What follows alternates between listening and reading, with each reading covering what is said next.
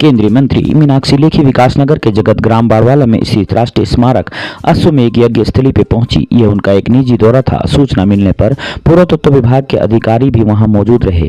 अश्वमेध यज्ञ स्थली में 4 यज्ञ स्थल है। मीनाक्षी लेखी ने सभी का निरीक्षण किया और उसकी सुरक्षा की चिंता जताई और पुरातत्व विभाग के अधिकारियों को निर्देश दिए कि यज्ञ स्थली की देखरेख में कोई लापरवाही न की जाए और यज्ञ स्थली पर जो भी जगह क्षतिग्रस्त है उसकी तत्काल मरम्मत की जाए। उन्होंने यज्ञ स्थली के बाद कालसी में स्थित अशोक शिला का भी निरीक्षण किया और वहां की बदहाली को देखकर पुरातत्व विभाग के अधिकारियों को फटकार लगाई और तुरंत मरम्मत के आदेश दिए। उन्होंने बताया कि वो देहरादून तक आई थी, लेकिन तभी मन हुआ कि जिन स्थानों पर हमारे पूर्वजों द्वारा अच्छे कार्य किए गए हैं उन स्थानों का दर्शन किया जाए, इसलिए वो आज यहाँ आई है।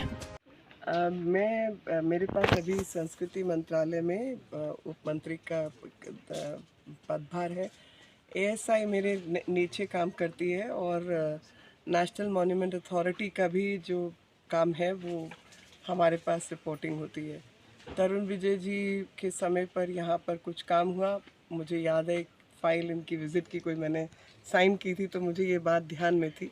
तो अब मेरा खुद देहरादून आना हुआ तो बहुत मन जो है हुआ कि हम आके अपने पूर्वजों द्वारा जो किए गए काम हैं उनके बारे में जानकारी प्राप्त करें। तो फिर अच्छी भाग्य था कि तरुण जी भी देहरादून में ही थे, तो हमने तरुण जी को बुलाया और आके हमने अश्वमेध के जो स्थान है जहाँ पर जो पाया गया कि यहाँ पर 4 अश्वमेध की जो स्थान है वो 4 स्थान है, जिसमें से 3 जो है डिस्कवर हो चुके हैं और 1952-54 के बीच में यहाँ पर खुदाई हुई थी। और उसके बाद लगातार कुछ यहाँ पर निगलेक्ट चलता रहा। जब हमारी सरकार उत्तराखंड में आई और केंद्र में भी आई तो थोड़ा बहुत यहाँ काम हुआ, जो आप प्रोटेक्शन देखते हैं, थोड़ा जगह को रोका गया। और मैं पुंदीर जी, जो मुझे जानकारी प्राप्त हुई कि पुंदीर जी की ये प्राइवेट ज़मीन होते हुए भी उन्होंने ये दोनों को रोकने के लिए, कनेक्ट करने के लिए अपने स्थान भी दिया, मदद भी की। तो अगर सही कार्य के लिए आप घर से निकलते हैं तो जनता का भी साथ मिलता है। और ऐसा यहाँ आकर बिल्कुल हृदय से महसूस हुआ कि पुंदीर जी जैसे लोग, जिनका ये आमों का बाग है, उन्होंने भी इसमें कोई अड़चन नहीं डाली, बल्कि अपने पूर्वजों का कार्यक्रम मानते हुए उसमें सरकार का सहयोग किया। टूरिज़्म विभाग के लिए एक बहुत बड़ा जो कार्य है हो सकता है, तो हम उनसे भी बात करेंगे कि यहाँ पे कोई सड़क आदि का परियोजन करें, तो उस परियोजन के बाद अधिक से अधिक लोग इस क्षेत्र में आकर अपने क्षेत्र को देखें और अपने पूर्वजों ने जो कार्य किए उनका मान सम्मान करते हुए, भारतीय संस्कृति को प्रणाम करते हुए आगे के नव भारत के निर्माण में हम सब लोग लगे। मैम,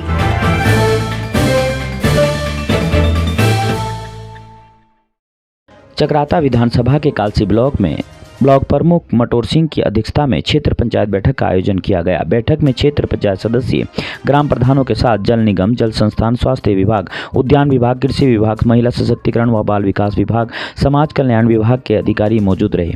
जो विभाग उपस्थित नहीं थे उनके खिलाफ निंदा प्रस्ताव पारित किया गया व जिन विभागों का कार्य अच्छा पाया गया उनकी सराहना भी की गई। बैठक में सभी विभागों के अधिकारियों ने जनप्रतिनिधियों को अपने विभाग के द्वारा पिछले किए गए कार्यों व आगामी योजनाओं से अवगत कराया। बैठक में पेयजल सबसे बड़ा मुद्दा रहा। जनप्रतिनिधियों द्वारा सबसे ज़्यादा शिकायतें जल निगम के कार्यों को लेकर थी, जिसके चलते जनप्रतिनिधियों और संबंधित अधिकारियों के बीच सीधे संवाद में नोकझोंक भी देखने को मिली। जिन विभागों द्वारा उनके कार्यों को उचित गुणवत्ता और समय पर किया गया, उन विभागों के अधिकारियों की अध्यक्ष एवं जनप्रतिनिधि द्वारा खूब सराहना की गई। जिन विभागों द्वारा उनके कार्यों की खराब गुणवत्ता और समय पर पूरा नहीं किया जा सका, उसको अध्यक्ष द्वारा फटकार लगाई गई व सख्त निर्देश दिए गए। धन्यवाद देता हूं आपके चैनल का। श्रीमान मटोर सिंह चौहान जी की अध्यक्षता में, ब्लॉक प्रमुख जी की अध्यक्षता में आज की बैठक हुई है।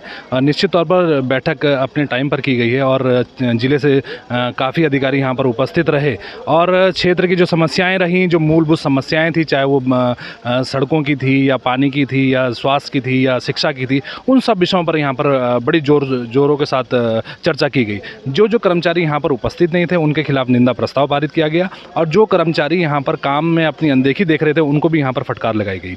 और निश्चित तौर पर प्रमुख जी के नेतृत्व में बहुत सारे विकास कार्य यहाँ पर धरातल पर उतारे हैं। करोड़ों की योजनाएं जो हैं वो निश्चित तौर पर आज प्रस्ताव में आई हैं और वो आने वाले समय पर वो धरातल पर उतरने जा रही हैं। कई योजनाएं हैं, जैसे हमारी झुलका डांडा पेयजल योजना है, उसकी गुणवत्ता को लेकर भी यहाँ पर प्रश्न रखा गया। तो उसको सही करने के लिए, उसे सुचारू करने के लिए जो संबंधित अधिकारी हैं, एक्शन साहब 20 जी यहाँ पर थे, उनको कहा गया कि भाई जो लाइनें प्रॉपर तरीके से नहीं खुदी हैं उनको पुनः उसमें एक कमेटी बनाई गई और कमेटी उसमें जनप्रतिनिधि भी उस कमेटी के अंदर रहेंगे और उसका निरीक्षण करेंगे। और जहाँ जहाँ पर ये जो पाइपलाइन जो ऊपर की ओर है इसको नीचे कम से कम 2 फीट दबाने के लिए जो प्रयास किया जाएगा, उसमें सभी लोग हमारे साथ एक ज्वाइंट कमेटी बनाकर क्षेत्र का भ्रमण भी करेंगे।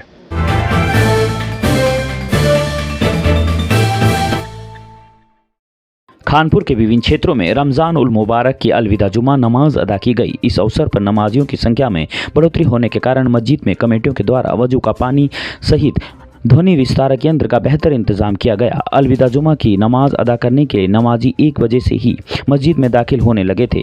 अलविदा जुमे के अवसर पर उपस्थित नमाजियों को संबोधित करते हुए मदरसा इमदादुल इस्लाम लंडोरा के मोहतमीन मुफ्ती रियासत अली ने कहा है कि आज हम सभी रमज़ान उल मुबारक को अलविदा कहने के लिए इकट्ठा हुए हैं। हम सभी लोगों को सिर्फ रमज़ान उल मुबारक को अलविदा कहना है, ना कि नमाज को। उन्होंने कहा है कि जिस तरह से रमज़ान उल मुबारक के दौरान लोग खुदा की इबादत करने के साथ ही नमाज अदा करते थे। रमज़ान शरीफ का अलविदा जुमा है और उम्मीद है कि इंशाअल्लाह कल हमारे भारत में और पूरे ख़ित्ते में बर्रे सग़ीर में ईद होगी।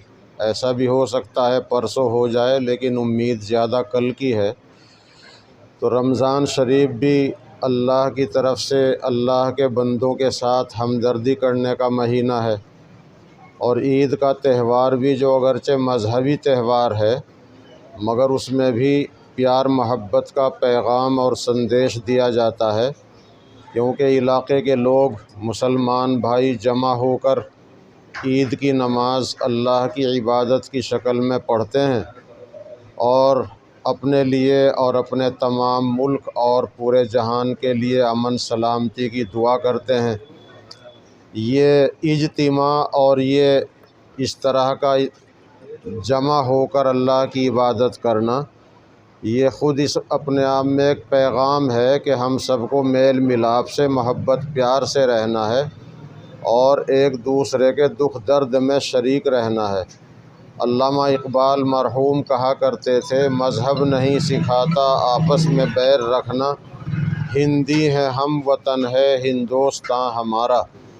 तो रमज़ान शरीफ और रमज़ान के बाद ये ईद इसी चीज़ का संदेश और पैगाम लेके आते हैं कि तमाम इंसानियत आपस में मोहब्बत प्यार से ज़िंदगी गुजारें और भाईचारे को बढ़ाएं, एक दूसरे से गले मिलें और मोहब्बत प्यार का मुजाहरा करें। मेरा भी निवेदन यही है कि सभी भाई मोहब्बत प्यार से आपस में रहें। जो गरीब लोग हैं मज़हब से ऊपर उठकर इंसानियत को सामने रखकर गरीबों की इमदाद करें। अल्लाह ताला ने और अल्लाह के आखिरी और पैगंबर अंतिम संदेश दाता हज़रत मोहम्मद सल्लल्लाहु अलैहि वसल्लम ने ज़कात का भी हुक्म दिया, फ़ितरे का हुक्म दिया, सदका करने का हुक्म दिया और वो गरीबों के लिए है, ताकि गरीब लोग भी हमारे साथ समाज में शाना बशाना रह सकें, उनके बच्चे भी हंसी खुशी खा पी कर के ज़िंदगी गुजारें। भूख प्यास जैसे हमें लगती है ऐसे ही गरीबों को लगती है। तो रोज़े के जहां और बहुत से मकसद हैं, एक मकसद ये भी है कि आदमी की रूह, आदमी की आत्मा पाक हो, और एक मकसद ये भी है कि जैसे हम भूखे प्यासे रहकर भूख प्यास का एहसास करें तो हमारे अंदर ये एहसास पैदा हो, जो इंसान गरीब हैं, किसी भी मज़हब के मानने वाले हों, अगर वो या उनके बच्चे भूखे प्यासे रहेंगे तो उन पर क्या गुज़रेगी। इसलिए गरीबों की इमदाद ज़रूर करें। ईदगाह लंढौरा में ईद की नमाज इंशाअल्लाह 9:15 बजे होगी। मैं अपने सभी भाइयों से गुजारिश करता हूं कि 7:15 बजे तक ईदगाह में आ जाएं, ताकि कुछ दीन की ज़रूरी बातें भी उनको बताई जा सकें। अगर देर से आते हैं तो ये नमाज़ निकल जाती है, तो फिर अकेले दुकेले की ये नमाज़ नहीं होती, इसलिए सही वक्त से पहले आने की कोशिश करें।